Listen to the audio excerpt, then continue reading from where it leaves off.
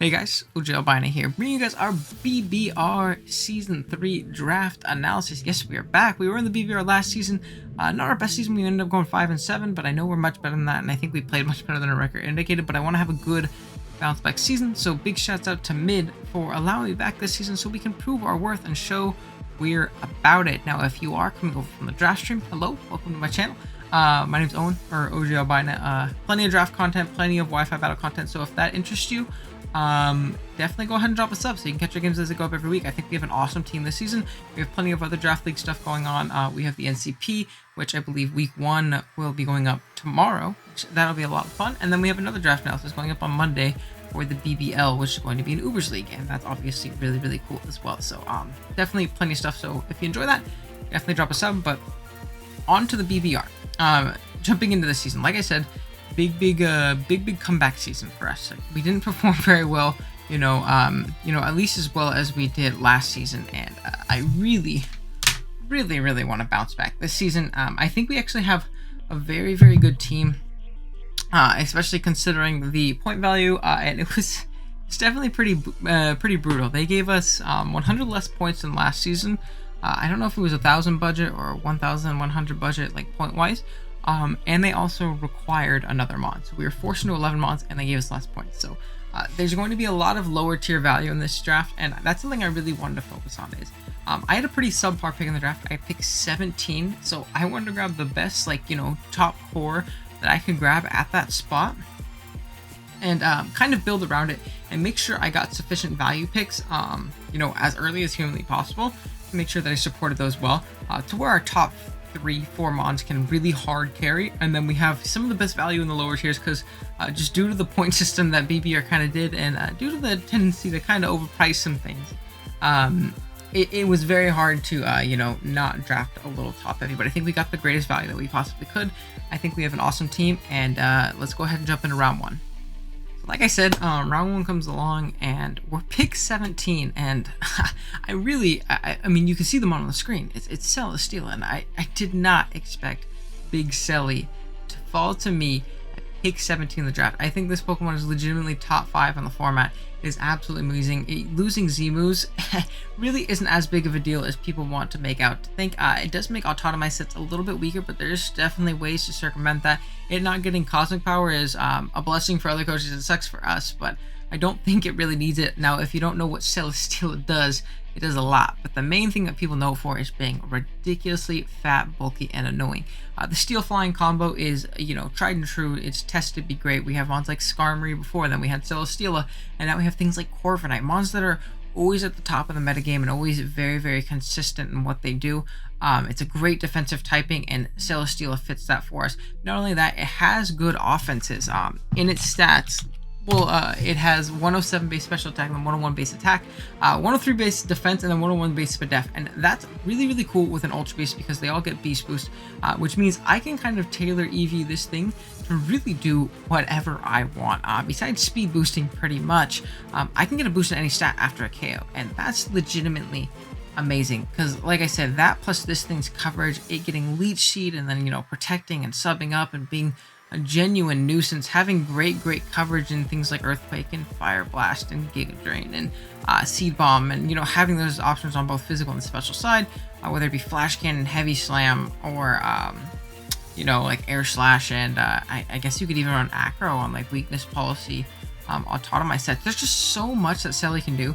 It's a mon that I'm incredibly comfortable with. If you saw our IBA Season 6 run, it was the most recent season IBA on our channel. It was a Gen 7 Wi-Fi league. We did have Celesteela as our first overall pick, and we had an amazing season over there. We ended up making it to semifinals, and Celesteela was definitely a huge part of that. A Pokemon that overperforms every time I draft it, and something I was really comfortable with. And it's a Pokemon I felt like I was it was a lot easier for me to draft around, and there's one Pokemon in particular that I really wanted to pair with it, that I recently had a buddy draft in NCP, and I thought they paired phenomenally together, and I really wanted to give both of them a go. But Celesteela on its own, absolute defensive menace. If we could just patch up those few tiny weaknesses that it does have, we're going to be cooking with some gas. So let's go ahead and jump on to that, round 2 pick.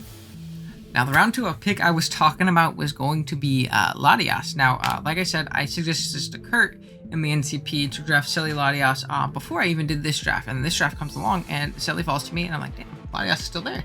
If this thing falls to me round 2, I think we're in business, and it ended up falling to me. Now, Silly and Lottie cover each other almost perfectly. More so that Lottie covers Silly perfectly, and Silly can kind of chew the hits that Lottie doesn't appreciate. It doesn't necessarily resist all of them, but it resists a good amount of them, and can, you know, threaten those things back pretty well. So as for Lottie covering Silly, Lottie obviously has that electric resistance, it has that fire resistance, which is honestly all you need. The only thing that, you know, they we'll get to that. So we have the electric and the fire resistance and Lottie, and then Celesteela has that fairy resistance and that dragon resistance. So we can pivot in on those things that threaten Lottie. The only things that, you know, one of them has a weakness for and the other doesn't completely cover is going to be Latias is weak to dark and ice, and Silly is neutral both those, but ice and dark moves for the most part are bouncing off Silly, especially if we're a fat set. So I think the defensive synergy in these things is amazing. Latias on its own, again, an amazing Pokemon. Whether it be a Scarfer, whether it be Calm Mind, it did get access to Aura Sphere and Mystical Fire this gen, just like its brother Latios. So Latias is able to, you know, hit those, you know, pesky darks and steals and stuff like that want to pivot in on it due to the loss of hidden power and stuff like that. It actually, you know, inherently got buffed this gen because of that, which is obviously amazing. It gets access to Healing Wish, which is a great way to heal up Silly. It even gets access to Wish in each matchups, reliable recovery and Roost. This Pokemon can honestly do so much, and its natural bulk is insane to where we can go really offensive Lottie sets and still check a majority of the things that we want to check. Personally, I'm a big Latios guy. We have Latios in the NCP. Absolutely love them on because it's an offensive powerhouse. Latias, not as strong, still no slouch when it comes to the, you know, the hits that it's thrown off, especially with the high base power moves that it does have. But it's definitely more defensively tailored, and I think with Celesteela that this pick fits a little bit better than a Latios would in this slot. So I'm like ecstatic for this. I'm really excited to, you know, one, be able to use the Lottie twins both at the same time. I mean, in different leagues, but be able to try them both out and kind of compare them once we get to the end of each season, see which one I like more. I think it's probably gonna be Latios, but I really do enjoy Latias. I think it's gonna be an amazing asset to this team, and I think this top 2, Silly plus Lottie, is going to be a phenomenal core for us to build around and try and support from here on out. So with that being said, let's go ahead and jump on into our first support pick for these two in round 3. In round 3, we grab Cinderace. Cinderace is a phenomenal Pokemon. It covers these things pretty well, breaking through the things that they don't really appreciate. Being steals can be a little bit annoying, especially for Lottie. Cinderace is able to pivot and, you know, really break those things, which is obviously really nice. It also gives me momentum. It gives me an elite speed tier, something to where I have something faster than those 115s that outpace Lottie, which I think is really important. So it gives us that good speed, it gives us momentum, it gives us more hazard control. Lottie obviously gets defog, but Cinderace gets court change, which is another way to you know, remove hazards, which is awesome. A great pivot with U-turn. It can super fang and taunt things down. It can break through ices and stuff like that and pivot in on those. It can break through fairies and pivot in on those for Lottie. So it fits really well with that.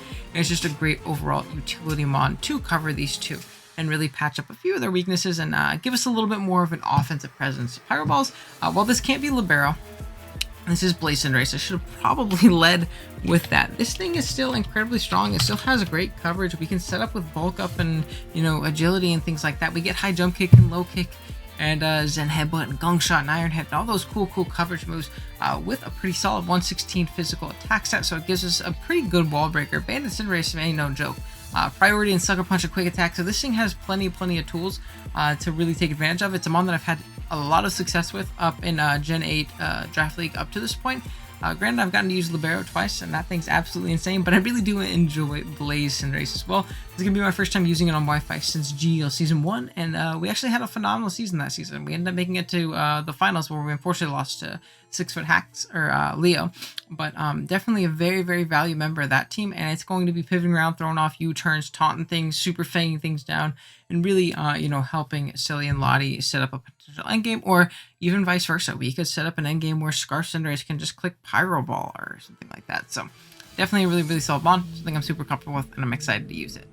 round 4 comes along and we get our first real big snipe of the draft. I really wanted Mamoswine in this slot, but unfortunately went a little bit before me to Jorge, unfortunately. And actually, well, it went in round 3. That was going to be a round 3 pick, and I ended up scrapping, going with a different plan, and we got Krookodile as our ground. Now, the reason I really wanted Crook on this team is because, like I said, we didn't have a great budget. What? Yeah, it's 1100, as you can kind of see behind my head as I block a little bit of it with my green screen and stuff like that. But we had an 1100 point budget, and personally, I think that's very low. So I felt like I really needed to start compacting some roles into one mon. Nice role compression order to allow me to draft more things and more different diversities and stuff like that, to where I'm not drafting a dark type and then a ground type later. I figured Crook gave me the best of both worlds. Those two give me a dark to punish those bulky psychics that could actually be really annoying for this team up to this point, giving me that essential ground type, which is something you need in draft. I think dark and ground are both 100% paramount in draft. So we got both of those right here. He gave us a stealth rocker, and I think that's also very important with Selly. Selly is a steel type that doesn't get rocks, and that always ends up putting you in a bad spot. Whenever you draft things like Celesteela, Melmetal, Corviknight, they're all phenomenal Pokemon. But having a steel that doesn't get rocks really forces your other rockers to run it a lot more, and you want to make sure you have good ones because you're going to have less of them. Just as a test, say you having a steel that doesn't get rocks, whereas most of them do. So Crook obviously gives me that. It can be a real big menace with Scarf EQs and stuff like that going off. We can either be Intimidate or Moxie on those sets, and that's a great bulky Intimidate pivot, and it really just kind of adds on to the good overall natural bulk of this team so far. Now, there really isn't anything with reliable recovery besides Lottie right now. Selly has to rely on Leech Seed, and then Crook at best can, run some lefties and stuff like that. And Latias can potentially wish them up, but I don't think Latias is the best wish passer that we can possibly get. So we are going to end up patching that a little later on. But I think with good wish support and a cleric, this top 4 is going to be very difficult for teams to deal with. Cinderace definitely isn't the strongest thing to break through, but I think that Selly, Lottie, Crook, and then some great lower tier bulk can really benefit us, and that's going to be the main goal of this team. We're going to be incredibly fat. It's going to be really hard to break through us, but we're not going to be passive. We're not going to have Pokemon that can't deal damage while being on the field and being annoying. We're not going to lose the move Taunt. We're not going to lose the move Substitute. It's not going to happen, but you're still going to have a tough time breaking through us, and I think Krookodile is a great example of that. It can be that great phenomenal Intimidate pivot with the leftovers or the Rocky Helmet, or a potential resist barrier, something like that, spreading knockoffs, getting up rocks, maybe throwing off a Toxic or something like that, while also being a potent offensive threat, potentially bringing Scarf one day, potentially being bulk up. It's definitely a very viable option. So Crook is another mon I really enjoy using, and I think it was a great round 4 pick. However, I will kind of make note that you look at our team right now, it's a little bit top heavy, especially considering the budget. And from this point on, right now, I think we have, like, if you were to convert this to a tier draft, we would have 2 tier 1s and probably 2 tier 2s. You could stretch and call Crook a tier 3. I think, it's debatable. I could see it as a low tier 2, but we'll just go for the sake of the video. We'll just say we have like 2 tier 1s, 2 tier 2s. From here on out, if you were to convert these Pokemon, not one of them would fall into the tier 3 category, just because I felt like I couldn't get the best value I wanted, and not be stuck with any 20-point shitter mons. Like, I didn't want to draft like an Archon or something like that, which was a potential option if I needed rockers and things like that. So I want to try and avoid drafting absolute doo-doo mons to fill roles. I still wanted to get good value, but I didn't want to overspend, and I was kind of overspending at this point, so you're going to see a little bit of drop off in the quality, but there's still going to be, like I said at the beginning of the video, what I believe to be some of the best values in their in their tier. So you're going to see a lot of these things coming way earlier than they obviously do in draft. Trust me, there's plenty of those. I know someone took a round 6 Magmar, and no shade to them. If you need that roll and you want to get that point value, hell yeah, draft you a Magmar. But I think it's a testament to how restrictive the tiers were in this particular instance. But regardless, rambling a little bit, let's go ahead and jump on to said round 5 pick. Now, round 5, we pick up Lanturn. Again, very early, but I wanted to secure a good low tier water that fit very well with my team, and I felt like Lanturn gave me that. One, it gives me a phenomenal pivot into bulky waters, which my team honestly hates up to this point. I don't have anything that initially breaks to a good water, so I think Lanturn providing me not only that resistance, but potentially an immunity if we're not going up against a scary electric type, as well as a way to just break through them, is honestly phenomenal. It pairs really well with Celesteela. obviously being immune to electric type moves with the Volt Absorb, and then resisting fire hits, while Celesteela does resist both grass and ground, which are going to be the main weaknesses of Lanturn. So they actually pair phenomenally together.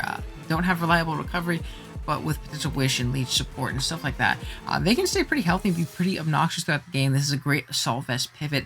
This is a potential Cleric and Heal Bell, which is obviously really valuable as well. So again, getting status off a really bulky, annoying team. If people want to throw Toxics off on me, having a way to get rid of that, absolutely amazing. Like I said, 2 immunities in its ability, it gives me more momentum. So we're forming a little bit of Volturn core between Lanturn and Cinderace, and they actually do pretty well doing that. When Cinderace is forcing in bulky waters, we get a U-turn off, we go into our Lanturn, then we Volt Switch, and it's a Volt Switcher that does not really care about grounds either, because, well, grounds don't like switching in is more so what I should say, because if we throw off a Stray Scald, they're not going to appreciate that, obviously. More so it's going to be grasses that are going to kind of check it.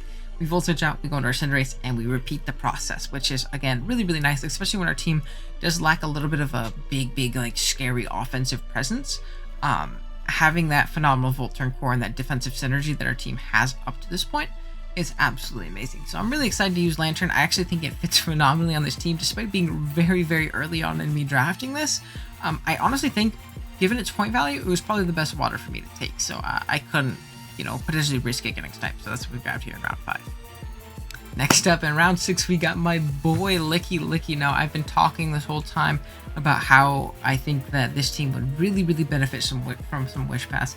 The only Pokemon on our team right now with reliable recovery is going to be Latias, and everything else is pretty decently fat, minus maybe Cinderace, and they all appreciate that Wish support and that Cleric support that Lickilicky offers to us, which is awesome. We can pass Wishes into Selly, into Crook, into Lanturn very easily, which is honestly absolutely amazing, especially for Selly. I do think that Wish support is almost imperative when you do draft Selly, and Lickilicky really fills that role, and it's probably the normal type Wish Passer that I'm the most comfortable with. It can be seen as a little passive, but I think I can use it in a way to where it won't be, and believe me, I do hate my passive mons, but I don't think Licky really falls into that category. I've run, Mono Swords Dance, Body Slam sets against Team Without Ghosts and just soloed them because this thing is so ridiculously bulky. It can avoid being taunted with Oblivious, I believe that's the name of the ability, and then it also has access to Cloud9, so this gives us a good anti-weather option, which is really cool. And due to the ability pill, I think that's what it's called, item pill, whatever it is that allows you to switch to a hidden ability, being in the game in the Crown Tundra, we can actually run Wish plus Cloud9, which wasn't allowed before. And while it doesn't sound like a big deal, it was a little bit annoying if I wanted to run a Spadef Cloud9 Lickilicky for a rain team, but I had to rely on Rest Talk opposed to, Wish Tech or something like that. So I really do think Licky actually fits phenomenally in this team. Like I said, it gives me yet another Cleric to get rid of those things. It has phenomenal coverage. It can be great setup wise with Swords Dance and Curse and annoying things like that. It can heal Bell off its own Toxics on itself. It's a general nuisance to kill, and it's great having such a bulky mon that's actually immune to Toxic. That can be a real nuisance for teams if they don't prepare for it correctly. And I think these 6 in particular are going to be the Pokemon that come most. I mean, obviously you can say that about the top mons in your draft a lot of the time. I think the top 4 are going to come to probably 95% of my game. I'll be honest. And then I think Lanturn, Licky, one of them will always end up coming, and then probably something in the back. And I don't think I'm, spoiling too much by saying that, because again, these picks start to fall off a little bit. Again, they have great value, and they can all come to games, and they're all very solid Pokemon, but it is a little bit tougher to fit them on teams, whereas these Pokemon all mesh phenomenally. The only thing that I don't really like here is fightings can be a little bit annoying if they do have like knock or fighting coverage. Or ice coverage for Lottie, but other than that, everything is very solid together. So I'm really looking forward to these 6. But let's go on into the more value and glue picks that kind of patch up a few of the holes on our team up to this point. So something I noticed going into round 7 is I really lacked a good hazard game. Up to this point, I had 1 Stealth Rocker. 1. Like I said, drafting Selly as your steal, as amazing as the Pokemon is, does put you at a little bit of disadvantage when it comes to Stealth Rocker position. So I ended up grabbing my boy Crustle. This is a Pokemon I really enjoy as well. With Sturdy plus Heavy Duty Boots, you can either potentially always get off a Smash if you're playing a slower team, which is always a very solid option to give us a potential win con in some games. Or it guarantees you either get up like a Spike and a Rock, 2 Spikes, or something like that, depending on what you're in on, or at the very least, 1 Spike or Rock, which I think is very important. The fact that you can, potentially guarantee get up that layer can be really beneficial. And I actually think this team appreciates from good hazard control, a lot, actually. I think while my team isn't crazy offensively, and I'm not like forcing things to come and take spikes while my wall breaker is in, if I'm forcing you to pivot around to, you know, trying to get into something to break my team, and I'm switching around and constantly perpetually in a state of pivoting into my defensive check for you, if you're switching in on a spike and rocks every single time, you're going to get worn down way before I get worn down. And I think that's really, really important. So I thought Crustle gave me that. It gave me a rock type. It gave me a potential bug. And again, bug isn't a needed type. Rock is decent. It's not a flying resist, but I think our team covers that pretty well between Lanturn and Celly up to this point. So not too big of a deal. And yeah, just overall really, really solid mod to give me that dual hazard presence, as well as a potential Shell Smash Sweeper and, you know, niche specific matchups and stuff like that. It's definitely a mod I've used before, and it's definitely something I think I can get some good value out of this season. Now, round 8 comes along, and would you believe me if I told you I got sniped a Scyther? I did. I got sniped of Scyther. So I did want a Ghost, though, regardless. With the spikes that we just picked up in the rocks, I don't want to be super easily spun on, so I think having a spin blocker is very, very nice. It gives me a fighting immunity. It gives me another flying type, so we do have a little bit of an ice weakness on this team, which is, you know, a potential defensive flaw. Like a Weavile is very difficult for this team to deal with, but I really do like Drifblim and its utility. Got a ridiculous HP stat. We can go cool on burden sets, whether that be if I'm playing opposing terrain, or if I throw like a cool berry on it or something like that. We can get strength stat for recovery, which is awesome.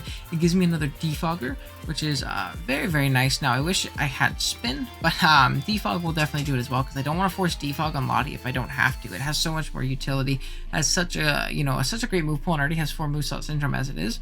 Forcing it into a defogging role is definitely less than ideal, so I figured Drifblim would be a nice option for that. It's just a great, nice defensive pivot. Can be really, really annoying, and it's something that I think a lot of teams sleep on. I think, you know, like calm mindsets and things like that actually have a lot more value than people think, or like Willow Hex sets with Strength Sap. It can be really, really annoying to deal with, and it has pretty decent coverage. Its bulk is mediocre, but I think its HP stat can mostly make up for it if you know how to EV correctly. According to this late at night. But it's a very, very solid mod nonetheless. I think it's a pretty good value, though. I would have liked Haunter for the speed tier. Not the biggest deal in the world, and I think Drifblim will definitely do very well for us. And round 9 comes along, and we still don't have our grounded poison, and that's definitely not something that I want, though I think our bulkiest 2 mods don't really care about it. The rest of our team doesn't appreciate T-Spike up, especially things like Lanturn and Licky and Crook and stuff like that, so I ended up grabbing Garbodor. I think Garbodor is probably one of the best Pokemon in 60 points, and the fact that it fell to me in round 9 was absolutely amazing. Like, I thought that was pretty nuts in all honesty, but what it does is it gives me more spikes options, so I don't have to bring Crustle if I want to bring that hazard stack approach. It gives me T-Spikes as well. It gives me a potential another pivot into those annoying offensive fightings. If I don't want to use Drifblim or Latias, because they often do get pretty solid coverage from them, so this thing can be really annoying with Rocky Helmet plus Aftermath, really chipping down teams. We can boom, we can haze, we can throw off big powerful gunk shots, we can be an offensive Garbodor. It's, you know, decently strong in its own right. What's its attack stat? I'm kind of blanking on it, but it's definitely, again, not a passive Pokemon. 95 isn't the worst thing in the world. We can pain split, we have access to body press, so defensive sets can get, you know, make use of that. And just be an overall general nuisance and another way to potentially get up hazards on my opponent's side of the field while keeping away those pesky toxic spikes. Excuse me. That can mess with the rest of our, you know, fat that is, you know, grounded at the moment. So I think Garbodor is pretty solid here. And yeah, let's jump on into round 10. Now, if you look at my team in round 10 here, you'll notice 2 big flaws, and we kind of do that roll compression thing here with Shiinotic that we picked up in round 10. You know, much to my dismay though, because again, I do think that this is definitely a very, very budget option. While I think it has good utility, I wish I could have gotten something a little bit better to fill these roles, because I think they're very important. But those roles being a ground resist, we have some good immunities and some good checks to offensive grounds, but we don't have a resist. And specific ones can give us big trouble. So Shiinotic gives us a ground resist, being that grass type. I think having a grass is very, very nice. And we don't have a fairy type up to this point either. Now, we're not super dragon weak, because we have something like Celly. But I want an immunity. I don't want teams to be able to run mono dragon sets versus me if they feel as if they have a good Celly matchup and things like that. And Celly obviously gets chipped. So Shiinotic gives me another option for that. We can throw off big spores. We can obviously strength step up a lot of health.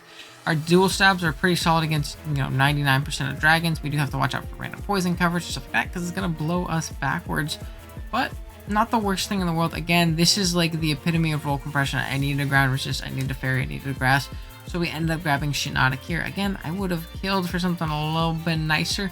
But I think it will get the job done and at least deter the things that can, potentially scare me and really rip through my team up to this point. And now to end off the draft, we ended up picking up Throw. Now this round was another big snipe of mine. Well, it was the round before. Round 10, I was going to take my boy Girder.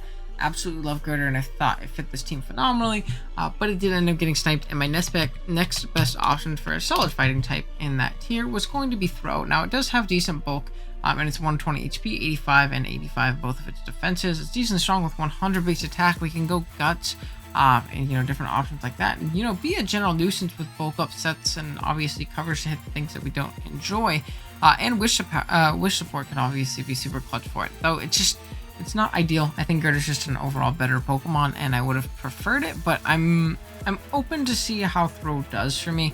It's just something I never thought I would need to draft. Is a good would he be Bird or Ernie? He'd be Ernie, right? And then yeah, I think I don't know. Maybe my Sesame Street logic sucks. Maybe it's because it's 12:42 in the morning, but regardless. That's going to be our team. Let me know what you guys think in the comments below. What you think that maybe we can do better. What you think is amazing about this team. Who you're excited to see us play. What potential things you want to see us do in this draft league. I'm very, very excited. I think we made the best of our team and, got the best value completely possible. This is a little bit of a departure from a more offensive playstyle. This is definitely more of a bulkier team. A little bit more of a balanced approach. Like a budget balanced team, I guess, but I think I can play it well if I do just kind of learn to switch it up a little bit, and I'm excited to kind of grow as a player and do that, so I think it should be a lot of fun. Now, thank you guys so much for watching. Again, I really do appreciate it. If you're new here, if you enjoyed, if you're really excited for our upcoming BBR season, go ahead and drop a sub, drop a like on the video if you haven't done so already. Join our Discord, which is going to be linked in the description if you want to help us build our teams, if you want to give mocks, or if you just want to come hang out with our pretty fun community. Well, it's not massive, obviously. I'm not a giant creator. I don't have a pop-in Discord server. But we have a pretty active server, and I really appreciate the people down there. And thank you to them for obviously helping me draft here, as well as BBL and NCP. They've been a huge help in giving me mocks, helping me build for my game, stuff like that, and helping make sure that I'm not forgetting anything super crazy. And I really do appreciate them, and I appreciate them making it a fun environment. So big shout out to you guys. Thank you again. But yeah, that being said, I will see you guys in the next one. I'm gonna get out of here.